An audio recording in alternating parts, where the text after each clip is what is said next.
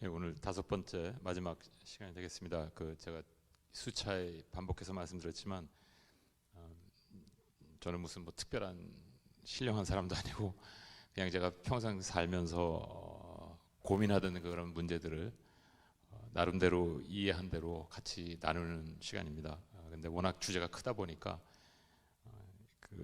자세히 설명 못 드리고 또 여러 가지 제가 오해하고 지나가는 부분들도 많을 걸로 믿습니다. 그래서 제가 바랄기는 그냥 큰 그림만, 제가 어떠한 메시지를 전달하고 싶은지, 같이 나누고 싶은지 그 큰 메시지만 같이 공유했으면 좋겠다라는 말씀을 다시 한번 드리고 싶습니다.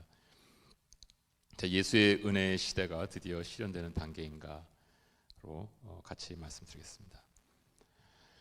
예수의 그 은혜 시대는 셋으로 이 시간을 나눠서 말씀을 나누고 싶은데, 첫 번째는 지금까지의 내용 요약과 도전, 두 번째는 인류의 변하는 마음의 증표, 세 번째는 새 마음을 담을 새 가죽 부대, 이렇게 나눠서 생각해 보겠습니다.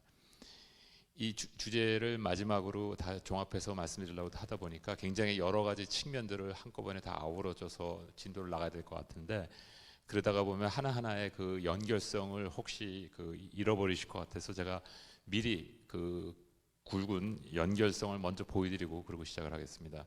첫 번째는 우리는 지금 이제 마음의 주도권이 시작되는 시대에 살고 있다.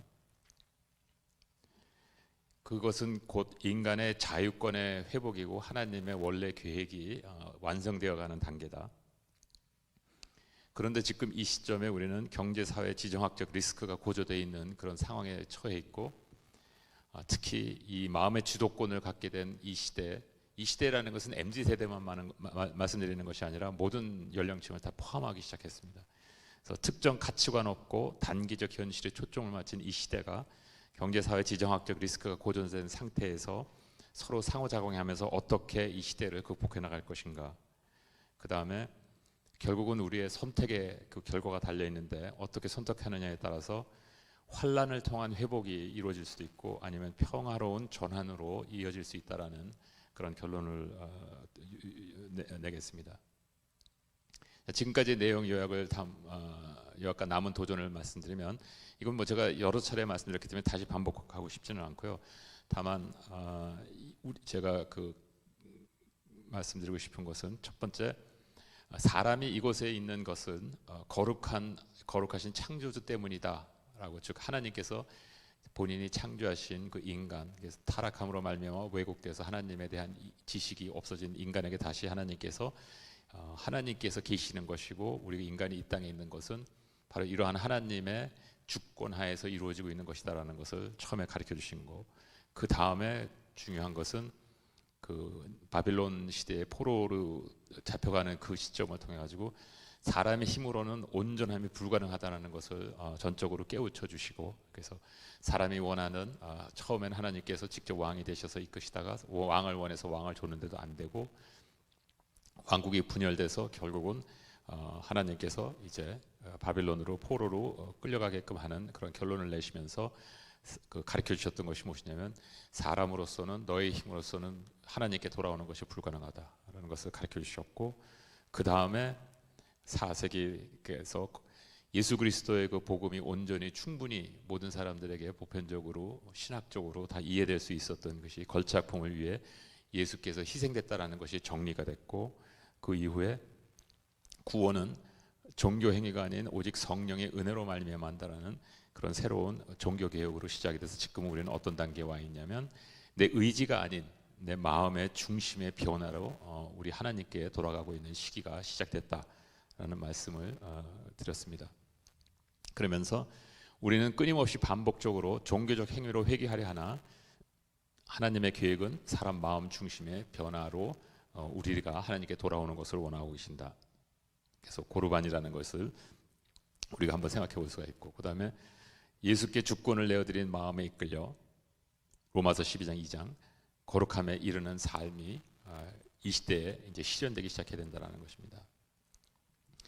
그래서 제가 계속 보여드린 하나님께서 세상을 창조하실 때 그 원칙이 양면성, 제한성, 한계성, 점진성이라는 그런 원칙을 말씀드렸는데, 이것은 무슨 뜻이냐면 하나님의 사랑이고, 이거는 제가 성경의 창세기에서부터 계시록을 그냥 2분 만에 다 요약해서 그 핵심을 말씀드리려고 합니다. 사랑이 있었고, 이 사랑이 표현된 것이 하나님의 의이고, 이 표현된 하나님의 의에 제가 지금까지 말씀드렸던 그 원칙들이 내재되어 있는 것이고, 그 핵심에는 이런 원칙들을 준비하시기 위해서 어떠한 기준으로 설정하셨냐면 바로 사람의 실체를 결정한 것을 목표로 하셔서 역으로 하나님께서 이 세상에 창조의 원칙을 설정하셨고, 인간의 사람의 실체의 중심에는 선택이라는 것이 있었고, 그 선택을 하나님께서 생각하셨을 때 하나님께 가장 가까운, 하나님과 가장 가까운 위대한 피조물을 만들기 위해서는 하나님께서 인간에게 온전한 선택권, 그 자유의 독립적인 사고의 의지에 의한 선택권이 주어져야 되는데, 그 가장 위대하게 인간을 창조하시면서 선택권을 주다 보니까 거의 100% 타락 가능성밖에 보이지 않으셨다는 것입니다. 예수님께서 하나님께서 인간을 사랑하시는 모습을 보시고 스스로 십자가를 선택하셔서 우리의 타락의 가능성, 100%의 타락의 가능성을 만회시키셔서 하나님께서 이제 우리를 예수 그리스도 안에서 구원의 길을 터주시게 됐다는 것입니다. 그래서 사도행전 4장 12절, 다른 이로서는 구원을 얻을 수 없나니 천하 인간의 구원을 얻을 만한 다른 이름을 우리에게 주신 일이 없음이니라. 이 말씀이 이 시대에 굉장히 중요한 말씀이시기 때문에 다시 한번 제가 여기서 강조하고 싶었습니다. 그래서 말씀을 통한 성령의 역사의 시대가 이제 돌아왔고, 우리는 완성체, 피조물의 완성체, 하나님께서 그렇게 원하셨던 하나님과 같이 왕노릇할 수 있는 피조물을 이제 하나님께서 완성해 가고 계신다. 그리고 이 모든 것을 이 하나님의 하나님의 공의를 변하시지 않고 끝까지 이 일을 이루시는 것을 성경에서는 신실하심이라고 이렇게 표현하고 있습니다.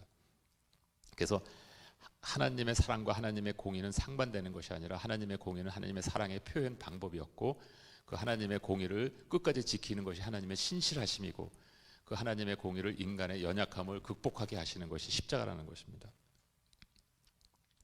확장되는 영적 세계의 이와 함께 모든 이에게 일어나는 내적 변화는 새 영을 너희 속에 두고 새 마음을 너에게 주되 너희 육신에게서 굳은 마음을 제하고 부드러운 마음을 줄 것이라 해서, 여기서 부드러운 마음이라는 것은 오늘 따져보면 잘 아시겠지만 육신이라는 것인데, 여기서 얘기하는 그 육체라는 그런 개념은 그 타락에 따랐을 때 쓰는 그 육체와 사실 언어는 같은 개념인데, 그런 개념을 쓴 것이 아니라 부드러운, 새로운 것, 그 다음에 벗겨진 것, 이런 개념입니다. 그래서 어떻게 보면 가죽 옷으로 우리를 입혔던 그것을 벗기시는 완전히 부드러운 유기적인 그런 마음을 주셨다라는 것을 우리가 해석할 수가 있고, 그리고 그 마음에 하나님께서 너희로 내 율례를 행하게 하시는 것은 어떻게 했냐면 하나님의 성령께서 우리 안에 그러한 우리 마음에 들어오심으로 말미암아 그것을 가능케 하셨다라는 것을 말씀해 주는 것입니다. 그래서 우리 가죽 옷이 벗겨지면서 이제는 마음이 주도권을 갖고 그 주도권을 잡고 있는 그 마음 중심에 성령께서 계시다라는 것입니다. 노출된 마음에서 외치는 참 자유에 대한 갈망. 그래서 이것이 인류의 실체로 표현되는 것은 무엇이냐면 자유에 대한 갈망이 엄청 커지기 시작하는데, 그것을 예수님께서는 그렇기 때문에 이사야서를 통해서 이미 예언하셨던 것을 사역하시기 시작하기 직전에 그 회당에서 읽어주신 바로 그 내용입니다. 포로된 자에게 자유를, 눈먼 자에게 다시 보게 함을, 전파하며 눌린 자를 자유케, 은혜의 해를 전파하신다라는 것을 강조하신 것을 우리가 볼 수가 있습니다.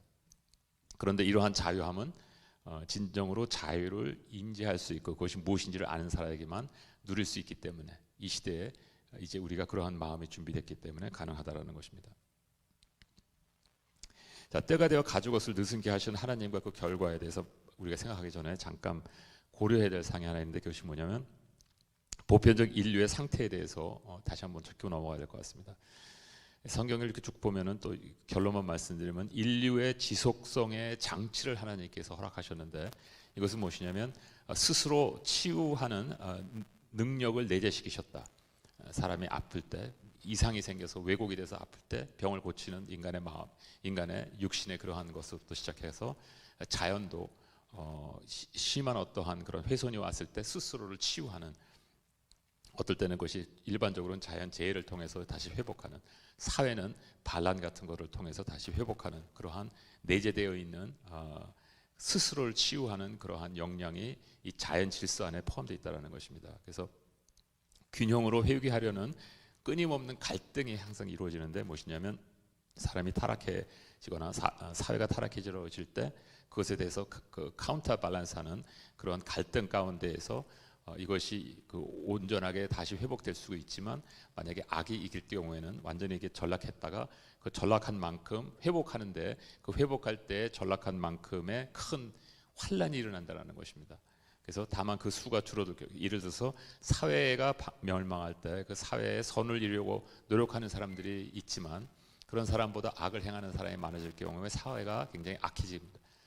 그랬을 때 그 사회가 다시 회복하는 것은 엄청난 반란과 희생과 이런 것들을 통해서 일어나는 그러한 원칙이 우리의 창조 질서 내에 있다는 것입니다. 그래서 인류에게는 처음 접하게 되는 이해되지 않는 마음의 주도권은 새로운 파라다임의 시작임이 확실하고, 그래서 우리가 이런 그 원칙, 보편적 인류의 상태의 원칙과 이런 것들이 어떻게 서로 엮여가는 것에 대한지를 잠깐 생각을 해봐야 되는데, 먼저 그 억눌려진 마음이 있을 때에는 그 마음이 눌려 있기 때문에 전통적 사고의 틀에 의해서 사람이 살아갈 수가 있습니다.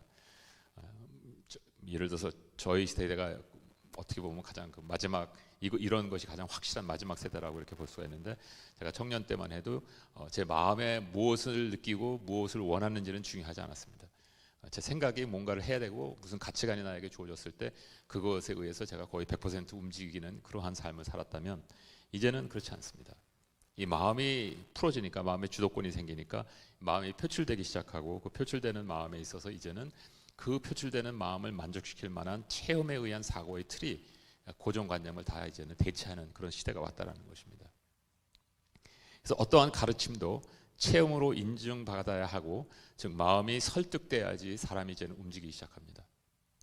그렇다면 아까 처음에 시작할 때 말씀드렸던 지금 현재 굉장히 혼란기인데, 이런 그 혼란기에 더 악화돼서 이 반란이나 아니면 큰 자연재해 이런 것을 통해서 회개할 수가 있는데, 이런 굉장히 위험한 그런 상황 가운데에서 이러한 마음의 주도권이 생긴 이것이 어떻게 서로 작용할 수 있는 것이냐, 이것이 이러한 상황을 더 악화시킬 것이냐, 더 빨리 악화시킬 것이냐, 아니면 오히려 이런 마음 때문에 이 악화되는 것을 방지해서 다시 회복될 수 있는 그런 가능성이 있느냐, 이런 질문을 이제 우리가 해야 된다는 것입니다. 이것을 약간 다른 방식으로 표현하면, 전통적 사고의 틀이 있는데 이 자아를 둘러싸고 이런 사고의 틀이 바뀌고 이것이 체험에 의한 사고의 틀로 변할 때, 이런 그 죄성들이 지금 현재 이제 벌써 바뀌어지는 것이 뭐냐면, 저희 세대만 해도 어떤 욕망이나 성취감 이런 것들을 굉장히 원했었는데, 뭐 높아지고 부자되고 이런 것들을 원했었는데, 이제는 그런 것보다는 누리고 안락하고 싶고 편하고 싶고 인기 있고 인정받고 싶은 그런 것이지, 뭐 높아지고 이런 것보다는 실질적으로 자기 마음에 와서 근본적으로 닿는 것들이 바뀐 것이라는 것입니다. 이 뜻은 무슨 뜻이냐면, 체험에 의한 사고의 틀로 인하여 고정관념이 바뀌긴 했지만 우리 안에 내재되어 있는 왜곡된 마음의 상태는 그대로 있으면서 원하는 것만 달라졌다는 것입니다. 전통적 가치관이 아닌 매순간 피부로 느낄 수 있는 목적 목표에 의한 삶이 됐는데, 그렇다면 이것은 아까 제가 말씀드렸던 이 자연의 치유와 어떤 관계성이 있느냐, 이런 것들을 이제 우리가 염두에 둬야 된답니다. 현 시대의 가장 중요한 사역은 예수의 이름을 정확하게 소개하는 것인데, 이 점선이 이 세상에 하나님께서 창조하신 창조의 원리의 진리라고 생각하면은, 모든 종교들은 이 진리를 조금씩 엿보면서 표현됩니다. 뭐 이 다른 종교는 무슨 뭐 사탄의 짓이다, 뭐 저는 그런 건 잘 모르겠습니다. 하여튼 중요한 것은 무엇이냐면, 그 어떠한 인간의 노력과 사고와 그 계시를 통해서도 하나님께서 주신 계시 외에는 참 진리를 처음부터 끝까지 올바로 아는 그 어떠한 능력을 가진 실체가 없다라는 것입니다. 그래서 모든 종교에 엇비슷하게 스쳐가지만 결국 다 옆으로 빠지게 돼 있는데, 예를 들어서 유대교 같은 경우는 그 종교 행위의 중요성과 세상에서 착실한 생활 같은 것은 우리가 굉장히 본받을 필요가 있습니다. 그다음에 조아스터교 같은 경우는 관용과 포용이라든지, 이슬람교는 직금이 아니라 이것은 원래 목적에 했을 때 이성적인 학문의 중요성, 율법 엄수, 특히 이 세대에 해당되는 것은 중도의 중요성, 자기 부인, 무의 상태, 인과응보. 힌두교에서는 다양성, 교리보다 의로운 행위 중요. 굉장히 다 괜찮은 말입니다. 그리고 이 사회에 더 어떻게 보면 어필할 수 있는 그런 내용들입니다. 그리고 또한 마음의 중요성이 고조된 상황에서도 무종교로 마음 수양이 가능해지는 것이 바로 이 불교에서 나온 마인드풀니스 혹은 힌두교에서 나온 요가 양박, 그다음에 기독교에서 나왔던 관상적 접근, 이것이 꼭 관상적 기도가 아니라 이런 모든 것들을 통해서도 종교가 아닌, 기독교가 아닌 이 세대의 사람들이 필요로 하는 모든 것들을 충족시킬 수 있는 엄청난 많은 것들이 지금 현재 이 사회에 나와 있고 모든 사람들이 접근 가능하다는 것입니다. 그렇기 때문에 우리가 이 사회 안에서 형성한 예수의 이름은 더 이상 의미가 없어졌습니다. 여기서 중요한 것은 무엇이냐면 우리가 예수 그리스도께서 아니라 우리가 이 사회에 예수 그리스도에 대한 이미지, 만들어 놓은 그 이미지가 더 이상 이 세상에서 필요하지 않는 이미지라는 것입니다. 그래서 가장 중요한 일은 무엇이냐면 예수의 이름의 참 가치와 의미를 회복하는 것이 이 시대에 우리에게 주어진 과제다라는 것입니다. 문제는 상식을 초월한 십자가의 가치를 아는 것이 얼마나 귀한 것인지를 이 세대가 어떻게 전할 것이냐. 이 세대가 어떻게 전할 것이냐.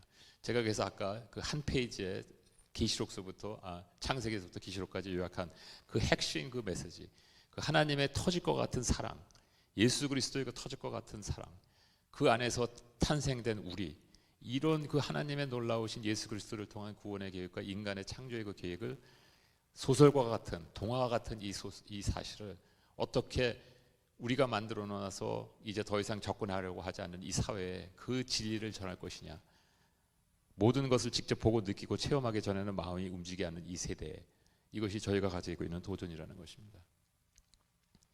예를 들어서 예수의 궁극적 목적은 우리 마음의 비움에서 끝나는 것이 아니라, 이 세대가 지금 원하는 그것이 아니라 그 빈 마음을 생명으로 채워주시는 것이 예수 그리스도의 목적이신데, 그것을 어떻게 이루는 것이냐 하는 것이 이제 저희들의 도전이라는 것입니다. 새 마음을 담기 위해 새 부대가 필요하고 새 포도주를 위한 새로운 부대가 필요하다는 것은 고정관념의 틀로 전달되는 것에 대한 거부 반응입니다. 이 차트는 조금 이해하기 힘들지만 그냥 제가 설명하도록 노력하겠습니다. 진리는 굉장히 넓습니다. 이 뜻은 무슨 뜻이냐면 진리는 하나이지만 그 진리에는 예수 그리스도입니다.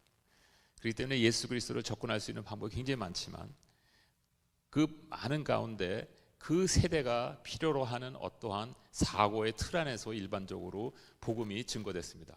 역사적으로.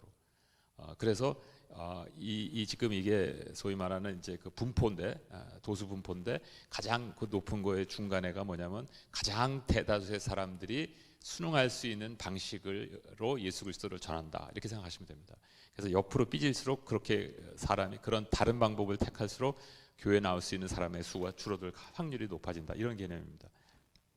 그런데 과거에는 이러한 분포가 있었으면은 약간 좀 외쪽에 있어서 모든 사람들에게 미치지 못하지만 상당히 많은 부분들에게 미칠 수 있는, 접근할 수 있는 그러한 방법으로 예수 그리스도의 복음이 전파됐다면, 이제는 어떻게 되냐면 사람이 변하면서 이 분포가 바뀌었습니다. 그래서 이제 우리가 만약에 과거에 혹은 지금의 변하지 않는 지금의 방식으로 복음을 증거했을 때 10년 내, 20년 내에 아무도 교회에 나올 가능성이 없을 수도 있다는 것입니다. 왜냐하면 분포 자체가 움직였기 때문에. 그런데 지금 현재 교회에 나오고 계시는 분들은 그렇게 습관에서 컸기 때문에 이분들의 세대가 없어질 때까지는 아마 괜찮을 겁니다. 그분들은 괜찮을 겁니다. 그러나 새로운 세대에 들어올 수 있는, 세대라는 것은 MZ세대를 말씀드리는 게 아니라 모든 연령층을 말씀드리는 것입니다. 이러한 저와 여러분들과 같이 이런 훈련을 받지 않으니까, 그런 문화에 익숙하지 않은 사람들은 더 이상 들어올 수 없다는 것입니다. 그래서 우리가 조금만 변화가 되면은 가능이 점점 커진다라는 것이고, 그래서 현재 우리가 만약에 바꾸면, 우리가 그리스도의 복음을 증거하는 것을 바꿀 수 있다면 그만큼 더 많이 우리가 포용할 수 있다라는 것입니다. 한 가지 예를 들겠습니다. 아주 굉장히 극단적인 예이지만, 예를 들어서 복음에 있어서 핵심이, 본질이 바깥에 나가면 추우니까 옷을 입어라, 코트를 입어라 하는 것이 복음의 본질이라고 생각해 보십시오. 그러면 과거 같은 경우에, 특히 중세 같은 경우에는 여기서 제가 보여드리는 그림과 같이 이 옷을 입어야 된다라고 얘기했다고 생각하십시오. 그럼 사실 많은 사람들이 아무 생각 없이 그냥 그 옷을 입고 나갔습니다. 근데 지금은 어떠냐면 이 옷을 입으라 그러면 아무도 안 입으려고 합니다. 왜? 굉장히 다양한 옷들이 나왔기 때문에. 그런데 예수 그리스도의 본질이 옷을 입으라는 것을 이라는 그 자체라는 것을 알지 꼭 이 옷을 입으라는 것이 아니라는 것을 알려줄 때 많은 사람들은 옷을 입고 바깥으로 나갈 수 있게 된다는 것입니다. 이것이 복음의 증거라는 것입니다. 마치 바빌론에 의해 유다 왕국의 멸망 이전 대선지자들을 통해서 전하신 예언의 의미를 이해하지 못하고 겉모양의 제사만 더 열심히 드렸던 유대인들처럼 우리도 어떻게 보면 우리가 지금까지 행했던 굉장히 습관적으로 익숙한 또 우리 생각에는 100% 옳다라고 생각하는 그러한 행위로 말미암아 복음을 증거하고 또 사람들을 예수 그리스도께 인도하려고 노력할 가능성이 굉장히 높다라는 것입니다. 자, 이제 두 번째 섹션입니다. 인류의 변하는 마음의 증표는 그러한 내면적인 것들이 지금까지 말씀드렸던 것은 지난 4주 동안에 말씀드렸던 것을 요약해서 조금 보충 설명을 드린 거고, 그러면 그렇게 내면의 변화가 일어나고 있다는 징표가 어떤 것이 있느냐는 것을 볼 때 마음의 자유의 가장 중요한 전제 조건은 평등 사상이며 오래전부터 뿌리 내리기 시작했다는 것입니다. 왜? 내가 마음이 확대되면서 이 하나님의 모습을 받게 될 때 우리는 한 사람 한 사람 하나님께서 가장 귀한 사람으로서 딱 한 명만 이 세상에 있는 사람처럼 마치 한 사람 한 사람을 귀하게 창조하셨기 때문에 우리가 이 마음의 주도권이 생기면서 가장 본능적으로 요구되는 것이 바로 무엇이냐면 자유함입니다. 그래서 그것을 보면은 이미 벌써 오랜 시간 걸쳐 개선되고 있었던 것을 우리가 알 수 있는 것은 1215년 영국의 마그나 카타, 그 다음에 영국 권리장정 1689년 그러면서 쭉 나옵니다. 최근에 유엔 헌장, 그 다음에 노예제도 폐지 버몬트주에서 1777년에 하면서 여러 그 변화들이 나기 시작한데 이 마그나 카타 1215년을 보시면은 종교 개혁의 운동이 사실 첫 번째로 뚜렷하게 표출되기 시작한 게 굉장히 비슷한 일자입니다. 이것이 다 우연이 아니라는 것입니다. 그래서 종교 개혁과 같은 맥락의 운동 첫 순교자 잔 한스, 이 사람이 무슨 마틴 루터하고 같은 계는 아니지만 비슷한 그러한 생각과 확신을 가지고 활동을 하다가 순교당한 사람입니다. 여성의 인권 회복 운동, 법적 및 문화적, 미국에서 여성 투표권 인정 1920년, 세계 인권 선언 여성 평등 1948년, 엄청나게 놀라운 사실들입니다. 이렇게까지 늦게까지도 이러한 여성에 대한 평등이 인류의 깨달음에 오지 않았다는 그 자체는 믿기 힘든 그런 현실입니다. 장애인의 권리 회복 2006년, 인종 간의 차별화 폐지 반성 엄청나게 19세기부터 시작했지만 지난 10년서부터 아주 급적인 변화들이 일어나고 있습니다. 실질적으로 오세아나를 가보시면 피부로 느낄 수 있습니다. 유럽인의 식민지 통치에 대한 사죄, 과거에 식민지를 정복했던 그 동상들을 다 뜯어내리고 있습니다. 그리고 모든 인간관계, 상호 존중과 질서. 지금까지는 우리는 어떠한 사회적인 규범을 통해서 뭐 나이 든 사람은 존경해야 된다, 뭐 이런 여러 가지들이 있었지만 그런 것들이 시작했을 때 그 관행이 시작했을 때 그 각 파티마다 요구되어 있었던 어떤 행동 지침이 있었는데 한쪽은 지키지 않으면서 다른 쪽에서만 지키도록 강요하기 시작하는 그러한 잘못된 왜곡되기 시작한 사회의 규범 같은 것들입니다. 이런 것들이 이제 다 파헤치기 시작했습니다. 그 다음에 사회에서 마음에 대한 인식 변화가 가속화되고 있습니다. 감성지능이라는 것이 생겼고, 과거에는 IQ만 있어서 머리 좋은 사람이 모든 것을 한다고 생각했는데 실질적으로 이 경험을 해보니까 공감 능력이 리더십의 가장 중요한 기술이라는 것을 깨닫기 시작했습니다. 그래서 사실 제가 있었던 직장에서도 2000년대 중후반서부터 이미 도입되기 시작한 것이 바로 무엇이냐면 그 전까지만 해도 경제학만 잘하면 무조건 진급이 됐습니다. 그런데 매니지먼트급 올라가기 위해서는 경제학뿐만 아니라 사람을 다룰 수 있는, 사람을 관리할 수 있는 능력을 시험하기 시작했습니다. 그 당시에 저의 그 직장에서는 엄청난 혁신이었었습니다. 그리고 실질적으로 공감 능력이 리더십의 가장 중요한 기술로서 이 공감 능력을 소유하고 있는 자는 여러 가지 그 성과가 40%더 높게 그 효율성이 나타난다고 합니다. 근데 문제는 뭐냐면 자기 스스로가 공감력이 굉장히 많다라고 생각하는 사람들은 95%가 되는데 그 실험을 실질적으로 해보면 그 중에서 10에서 15%밖에 없다라는 것입니다. 이것이 가장 큰 문제라는 것입니다. 여러 성격의 차의 인식, 그래서 이런 많은 기술들이 도입되고, 그다음에 일상화되는 심리치료, 사이코테라피라는 인지치료 같은 데서도 마음 챙김이라는 것이 점점 들어오기 시작하고 그렇습니다. 이런 것들이 그냥 제가 몇 가지 예만 들었는데 무엇이냐면 그만큼 이 인간의 그 본질적인 변화가 지금 현재 일어나고 있는 것이 단순하게 어떤 신앙에서 일어나는 것이 아니라, 신앙은 온 인류에 그대로 직접적으로 1대1로 연관되어 있는 하나의 진리입니다. 공통 진리. 그 가운데 우리는 계시를 통해서 하나님의 뜻을 파악할 수 있는 것입니다. 그래서 인류의 변화는 마음의 양면성이 있습니다. 이게 장점과 단점이 있는데, 일단 의식의 중심에는 자신이 있고, 자신이 굉장히 강하고, 그 다음에 지금, 미래보다는 지금이 더 중요하고, 경험, 어떠한 개념보다는 경험이 중요합니다. 그래서 이것이 어떻게 구분되냐면 반구조주의로 나타나고, 소위 말하는 안타이 스트럭처리즘이라고 그러고, 그 다음에 자기중심적, 이고센트릭, 이 성경에 나와 있는 말씀들이 다 아마 기억나실 겁니다.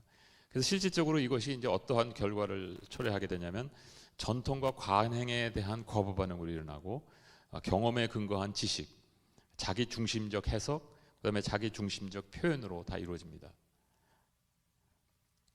그래서 공의의 개념에서 자신의 과실이나 역할, 원인 제공에 대해서는 굉장히 인색하고, 반면에 잘못된 관행에 근거한 차별과 편견에서 탈피할 수 있습니다. 항상 모든 게 양면성이 있다는 것입니다. 그 다음에 마음의 생각을 사귀기보다는 외부로 그대로 표출하고, 반면에 전통적 사고에서 벗어나 창조적인 동력을 창출할 수 있다는 것입니다.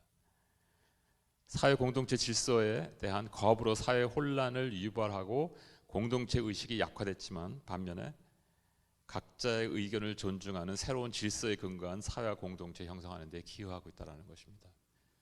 양면성이 다 터지고 있습니다. 이런 마음의 주도권 확장은 정신 정서적 건강 문제를 가중시키고 있어서 실질적으로 굉장히 심각한 여러 가지 문제들을 제기하고 있습니다. 2009년서부터 2021년 동안 기간 동안에 113개국에서 153만 명 대상으로 조사한 결과, 불안, 슬픔, 스트레스, 분노의 빈도가 조사한 사람들 중에서 25%에서 31%로 증가한 것으로 나타났습니다. 그리고 다 생략하고 맨 밑에 가면은 지금 현재 우울증이라는 건 여기서 그냥 나 우울증에 걸렸다는 것이 아니라 우울증 때문에 진짜 힘들고 일하는데도 지장이 있는 사람들 얘기하는 것입니다. 남성의 경우 이거는 세계 평균입니다. 4%, 여성의 경우 6%, 60세 이상은 5.7%입니다. 그리고 매년 70만 명이 우울증으로 인해 자살하고 있다고 합니다. 이거는 이제 한국 자료입니다. 여기 보면 정신건강 상태 실태 조사인데, 여기 보면은 평생 우울증 유별융은, 그러니까 우울증을 가진 사람들은 이 남자의 경우 5.7%, 여자의 경우 9.8%. 그다음에 이 설문조사 때 지난 1년 동안 우울증이 심했던 사람들을 보니까, 그때 이건 2021년이니까 2020년은 예외적인 예였었습니다. 2019년으로 아마 들어가야 할 것 같은데, 남자의 경우 1.1%, 여자의 경우 2.4%. 더 중요한 것은 무엇이냐면 2019년 성별에 따른 연령별 자살률을 보면은 80세 이상 되는 남자의 경우 10만 명당 133만 명이 자살했다고 합니다. 133명이 자살했다고 합니다. 그러니까 남자 그 우울증은 여자가 더 높은데 실질적으로 그 우울증에 의해서 자살하는 사람이 남자가 훨씬 더 많다라는 것입니다. 몇 배가 됩니다. 그다음에 60대만 해도 벌써 54명.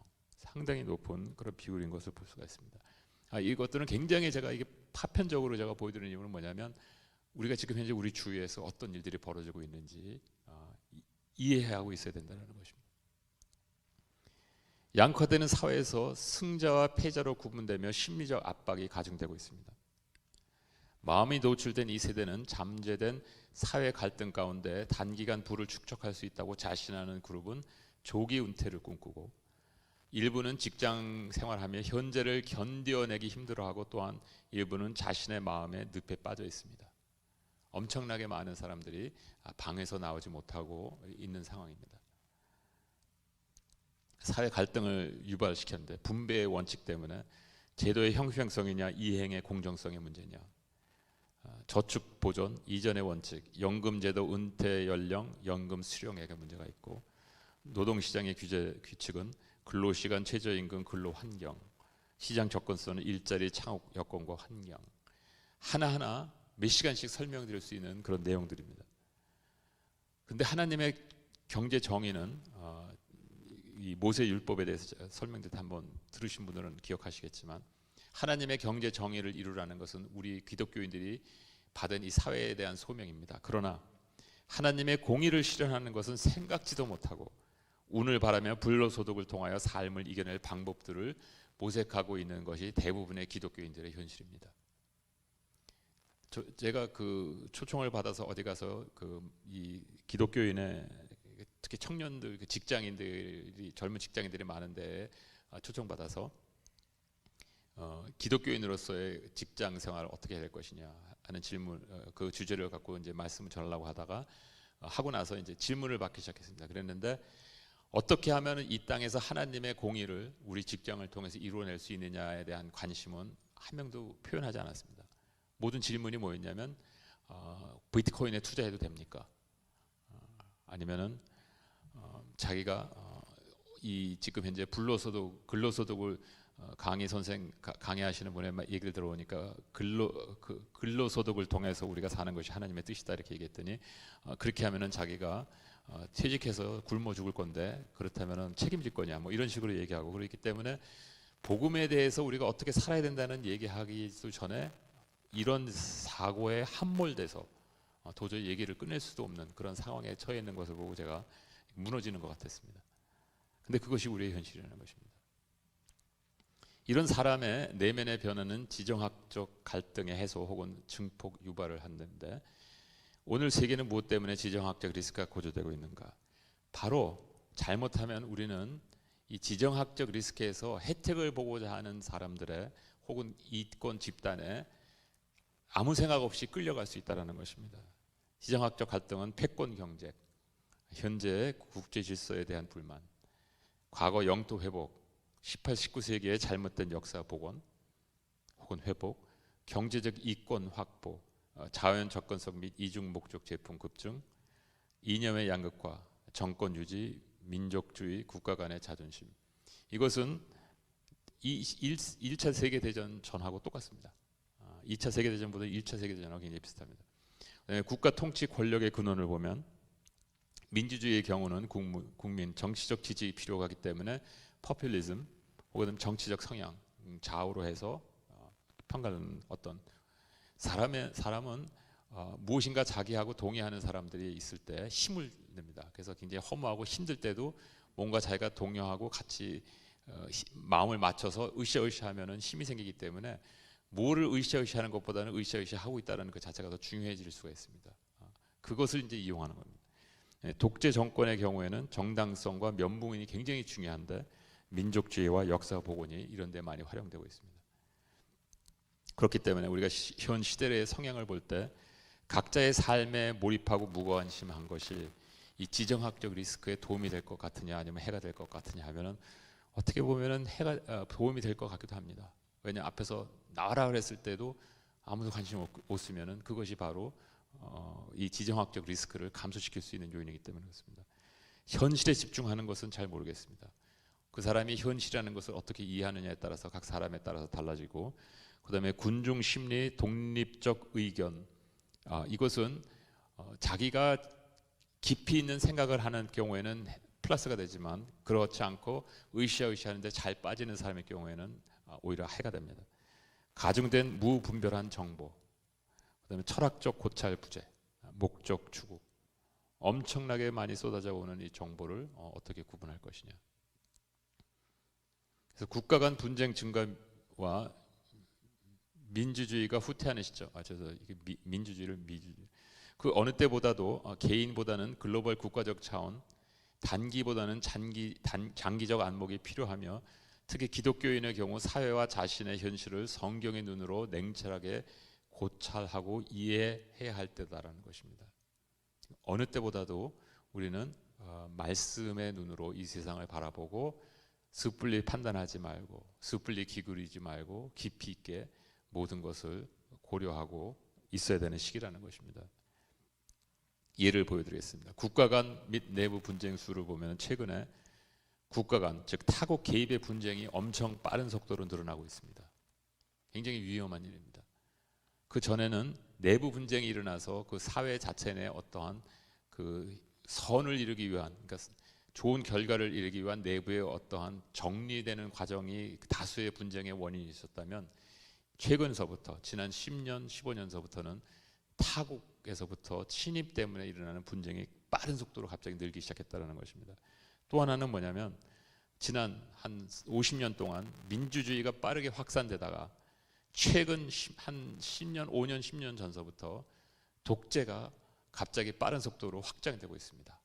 이런 것들이 이 사회에 우리에게 불안을 야기하고 있는 증표들 중에 몇 가지라는 것입니다. 그러면 마지막으로 이제 그럼 새 마음을 담을 새 부대에 대해서 말씀드리겠습니다. 그렇다면 우리는 이런 지금 이게 어느 쪽으로 기울지 모르는 이 위험한, 어떻게 보면 시기적으로 굉장히 중요한, 하나님의 입장에서 보면 엄청나게 마지막 단계로 인간을 참된 피조물로 세우시기 바로 직전인 이 시점에 우리의 기독교인들은, 우리의 교회는, 여기서 제가 말씀드리는 교회는 이 지역교회에 국한된 것이 아니라 전반적인 모든 에클리시아를 포함하는 그 객관적인 그 광범위한 그런 교회의 개념입니다. 그래서 하나님의 언약, 성전, 다윗 왕국 왜 중요한 것인가 보면 잠깐 비교해 보면, 과거에는 세상이 이렇게 있었으면은 다윗 왕국이라고 그 세상의 일부를 잘라서 다윗 왕국이라고 했습니다. 구분시켜서 하나님께서 훈련시키시기 위해서. 그리고 그런 다윗 왕국은 성전 중심으로 신권 중심, theocracy였습니다. 그렇기 때문에 이런 신권 중심에서는 레위 지파가 굉장히 중요하고 제사가 굉장히 중요합니다. 왜냐하면 하나님께서 직접 다스려야 되기 때문에 그 관계가 성립이 돼야 국가가 운영이 됩니다. 근데 그렇다면 이 다윗 왕국의 성전이 왜 이렇게 중요했었느냐? 생명의 안정 보장과 의식주를 보장해 주시는 하나님의 언약이 그 뒤에 있었기 때문에 그렇습니다. 그래서 이스라엘 백성들이, 그 유대인들이 예수 그리스도께서 왔을 때 다윗 왕국을 다시 회복할 수 있는 사람이냐라고 그렇게 물어봤던 그 이유가, 선전이 다윗 왕국 중심으로 일어나야 되는데 그때 다윗 왕국이 없었기 때문에 자신들의 생명의 안정과 의식주를 보장하는 것에 굉장히 기다리고 있었던 그런 시점이었기 때문에 예수께서 다윗 왕국을 다시 회복한다라는 그 자체가 굉장히 중요했던 것입니다. 그래서 언약은 하나님의 인정, 이 땅에서의 삶을 보장했다라는 것입니다. 그래서 세상 안에 구분되어 세워진 왕국에서 제사장과 레위 지파 중심, 그리고 성전과 제사 중심의 신앙생활이 이 당시에는 가장 중요했던 요소입니다. 생존을 위한. 예수에 의해서 재건된 하나님의 나라는 이런 다윗 왕국 이 세상하고 어떤 관계가 형립이 되냐면, 하나님 예수 그리스도께서 세운 것은 이 성전을 헐라 내가 사흘 동안 다시 일으키시리라 하신 완전히 다른 개념입니다. 그래서 시간이 없어서 그냥 결론만 말씀드리면, 하나님 나라와 이 세상의 가버넌스가 구분됩니다. 조금 더 정확하게 말씀드리면, 하나님 나라에서 제시하고 있는 가버넌스의 구조를 믿는 사람들이 이 사회 속에 스며들면서 이 사회에서 그 가버넌스, 하나님의 선한 그 가버넌스가 이 사회에서 가버넌스에 표현될 수 있도록 노력하는 그런 시스템입니다. 그다음에 성전 중심의 중개자 대신 각 사람에게 직접 임하시는 성령, 즉 과거에는 성전 중심의 성령님의 역사가 있었다면 성전이 없어진 것이 아니라 분산되면서 하나님의 영이 직접 모든 한 사람 한 사람들하고 이젠 상대하시고 성전 중심에서 일상생활에 표현되어야 되는 신앙입니다. 이제 이해가 되시겠죠? 왜냐하면 성전 중심이 세상이 됐기 때문에. 그래서 세상의 거버넌스 위에 세워진 하나님의 나라는 공의와 평등이 다스려야 되는 것이고, 자유가 보장돼야 되는 것이고, 모든 사람이 경제권에 진입할 수 있어야 되고, 소외된 자들에게는 돌봄이 있어야 되는 것이 하나님의 경제정입니다. 경제가 아니라 사회정입니다. 그다음에 하나님의 다스리시는 방법은 그렇기 때문에 새 레위 지파를 세우시는데, 그것은 왕 같은 제사장들을 통하여, 그다음에 높은 도덕성으로 사회의 질을 유지함으로입니다. 자, 그러면 이 과거의 시스템과 어떻게 바뀌었는지 보여드리면, 과거에는 아까 보여드렸던 이런 방법이었었다면 이제는 예수 그리스도를 통해서 새로 생기시는 세우신 그 교회는 다윗 왕국이 세상이 됩니다. 성전은 없어지고 말씀이 각 사람 한 사람 한 사람들에 전파되며 성령께서 그 말씀으로 채워진 그 한 사람 한 사람한테 임할 때 그 임한 사람들이 서로 연결될 때 그것이 코이노니아입니다.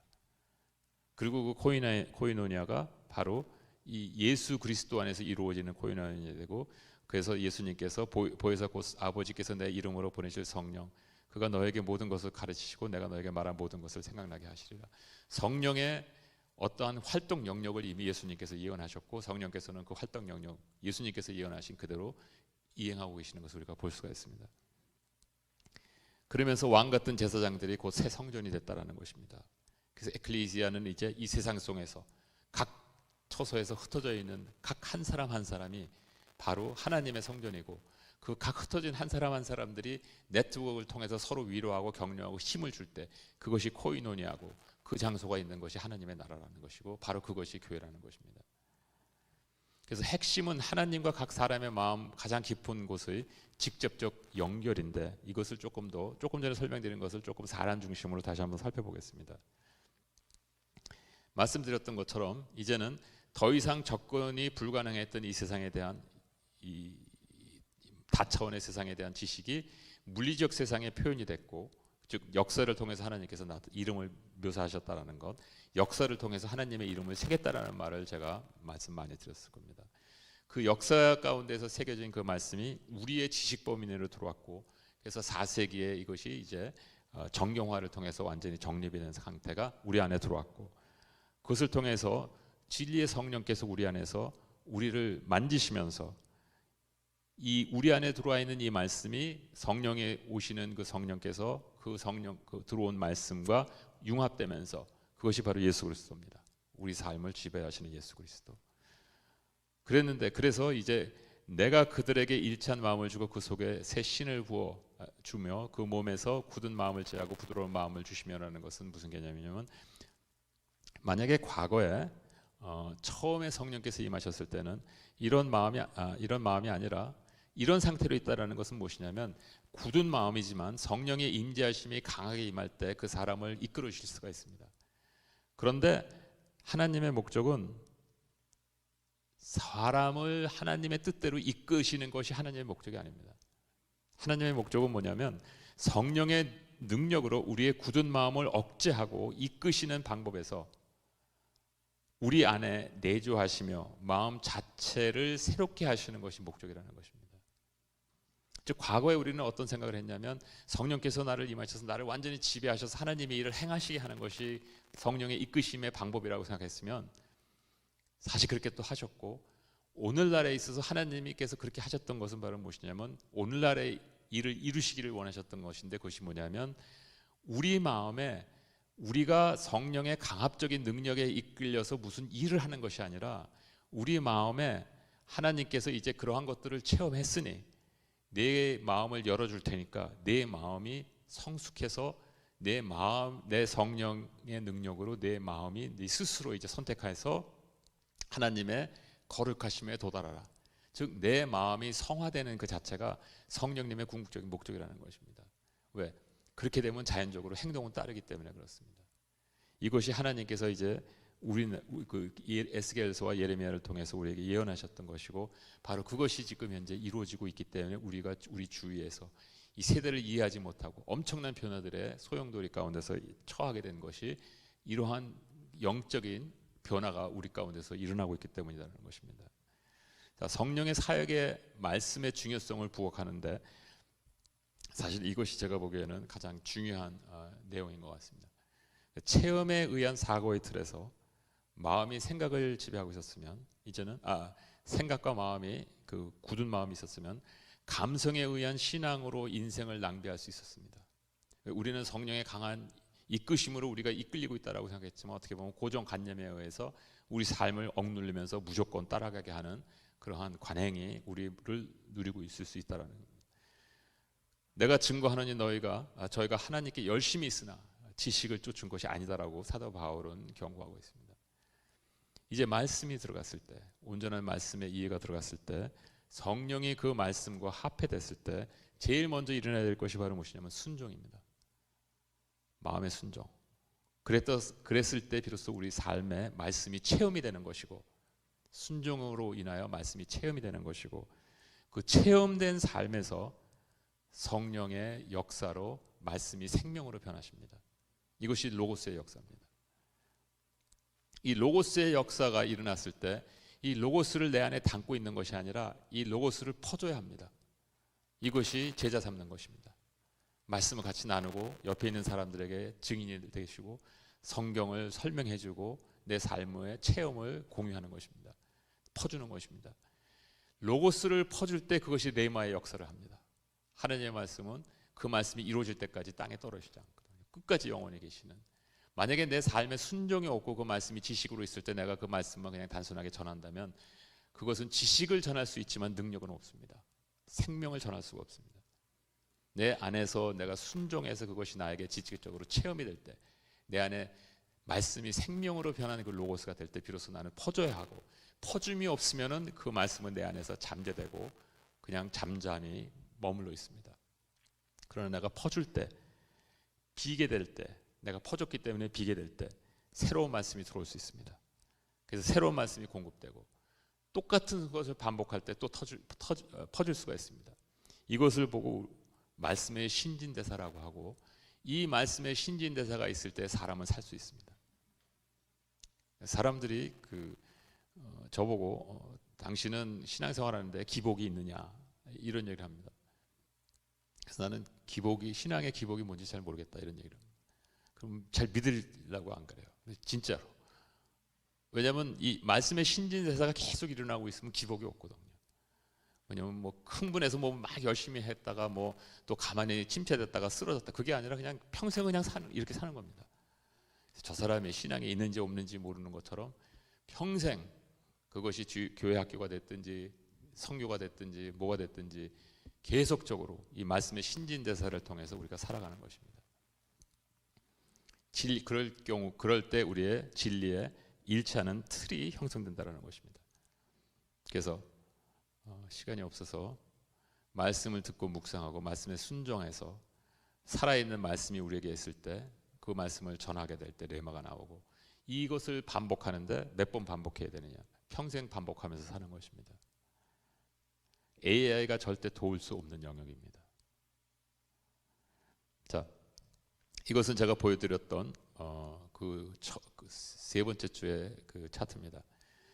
지금 이것을 제가 왜 보여드리냐면, 이러한 성경에 의해서 우리가 깨달을 수 있는 이 진리들을 우리를 인간이 하나님을 이해할 수 있도록 도울 수 있는 모든 수단을 다 총동원해서 확인하고, 또한 그것을 우리의 신앙의 올바른 이해하고 일치되는지를 재차 확인할 필요가 있습니다. 그래서 지금 현재 여러 분야에서 이 성경 나름대로 이해했던 이 성경의 그 그림이 조금씩 확인되고 있는 것을 우리는 발견할 수가 있다는 것입니다. 아직도 좀 멀었습니다. 그러나 조금씩 이 학문과 이해가 깨달아질 때, 학문이라는 것은 무슨 과학적 그런 거를 말씀드리는 게 아니라, 모든 학문은 그것이 인문이겠든 뭐 이과가 됐든 문과가 됐든 전 상관없습니다. 왜냐하면 궁극적으로 학문을 따지고 그 추상적 개념으로 띄워 올려 버리면은 관계성과 그 관계성을 조성하는 환경과 그런 몇 가지를 유출할 수가 있거든요. 그러면 무슨 학문을 무슨 과목을 얘기하든 겨우는 그 단어만 사용하는 게 다른 것이지 거의 다 똑같습니다. 그래서 진리는 인류의 역량 변화와 병행으로서 설명되어져야 하고, 그것이 가장 중요한 것은 마음의 변화를 담을 수 있는 그릇이 형성됐다라는 것입니다. 자, 이 세대의 모든 외롭고 힘들어하고 있습니다. 이것을 제가 왜 말씀드리냐면, 이 세대가 MZ세대가 교회를 필요하지 않고 그 다음에 이제는 더 이상 무슨 공동체가 필요 없다고 생각하는데 전혀 반대입니다. 굉장히 외로워하고 있습니다. 방에서 못 나올 뿐입니다. 그렇기 때문에 이제 필요한 것은 공동체인데 굉장히 다른 형태의 공동체라는 것입니다. 이것은 제가 선교단체 중심으로 지난 십몇 년 동안 특히 이게 급하게 심화되기 시작할 때서부터 체험했던 것을 그냥 한 그림으로 요약해 놓은 것입니다. 경험의 근거는 뭐냐? 이 세대가 갈망하고 있는 공동체는 뭐냐면 권위주의적 리더십은 아닙니다. 100% 아닙니다. 조금이라도 권위주의적인 어떠한 인물이 앞에 딱 서 있으면 그 공동체 더 이상 안 나옵니다. 이건 제가 100% 확인드릴 수 있습니다. 두 번째는 뭐냐면 공동체의 충성을 요구하는 것도 전혀 아닙니다. 이제는 뭐냐면 말씀의 본질과 구체적인 적용을 원합니다. 세 번째, 교단 단체 결정에 따를 것을 요구하는 것 절대 아닙니다. 개인의 의사 존중과 및 자율권이 보장되어야 됩니다. 이것이 오늘날에 있어서 우리가 상처받고 방황하고 있는 많은 사람들을 포용할 수 있는 공동체를 만드는 길입니다. 제가 제 경험에 의해서 인내를 가지고 기다려줘야 되고 아무것도 요구하지 말아야 되고 겸손과 겸허한 마음을 가져야 된다는 것입니다. 자, 에클레시아의 사회적 역할은 시간이 많기 때문에 개인의 역할 강화가 필요한데 사회 속에서 표현되는 각 개인의 영성이 그 어느 때보다 매우 중요해졌다는 것, 사회에 미칠 영향도 과거 그룹이나 집단의 차원보다 개별적 의견 제시가 중요하다는 것입니다.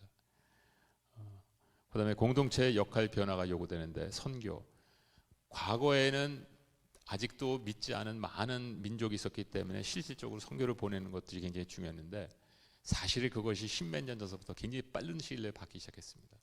오늘날 필요한 것은 어떤 선교냐면 자기가 있는 곳에서 선교하는 것입니다. 제가 양육하던 친구들 중에서 여름에 선교 갔다 오는 친구들이 있고 선교 안 가고 현지에서 계속 선교하는 친구들이, 선교라는 게 현지 선교라는 것은 직장과 캠퍼스를 얘기하는 것입니다. 그러면은 이 현지에서 직장과 캠퍼스에서 계속 선교하던 친구들은 여름에 단기 선교 갔다 오면은 어땠냐 그러면 그냥 항상 똑같았어요 이렇게 얘기를 하고, 직장과 선교에서 선교 활동 안 하던 친구들이 갔다 오면 엄청난 걸 체험했다고 그럽니다. 왜? 평소 때 체험을 안 하니까. 똑같은 거거든요. 근데 그래서 들어보면은 똑같이 다 체험하고 왔는데 이 평소 때 하는 친구들은 여기서 체험하던 것들을 거기 가서 그냥 똑같이 체험하니까 특별한 일이 아니라고 생각했는데 여기서 체험하지 않은 사람들은 갔다 오면 굉장한 것을 깨달았다고 생각하는 겁니다. 그것이 굉장히 위선적이다라는 것입니다. 선교는 자기가 서 있는 그 땅에서 해야 된다는 것입니다. 그러면 그 사람은 옮기면 그냥 똑같은 삶을 사는 것입니다. 다른 것도 굉장히 많지만 시간이 없어서 이제 결론을 내리겠습니다.